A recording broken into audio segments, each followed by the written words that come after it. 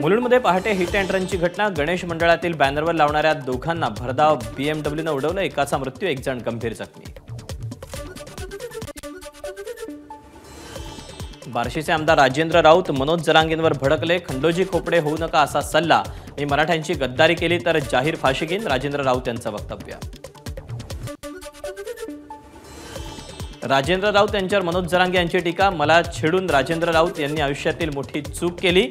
त्यांनी फितुरीचे संस्कार दाखवू नये। अंतरवाली सराटीतील समर्थकांच्या बैठकीत जरांगेंचं वक्तव्य।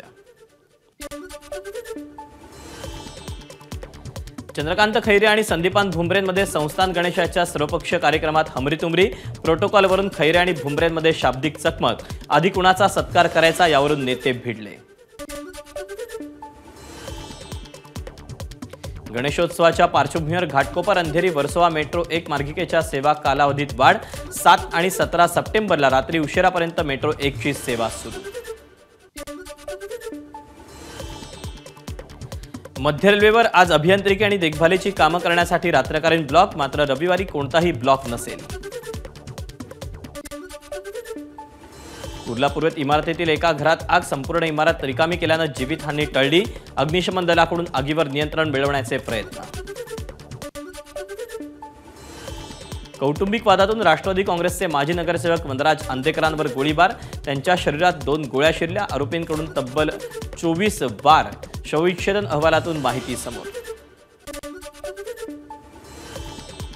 अहमदनगरच्या नेप्ती कांदा मार्केटसमोर कांदा व्यापाऱ्यावर हल्ला।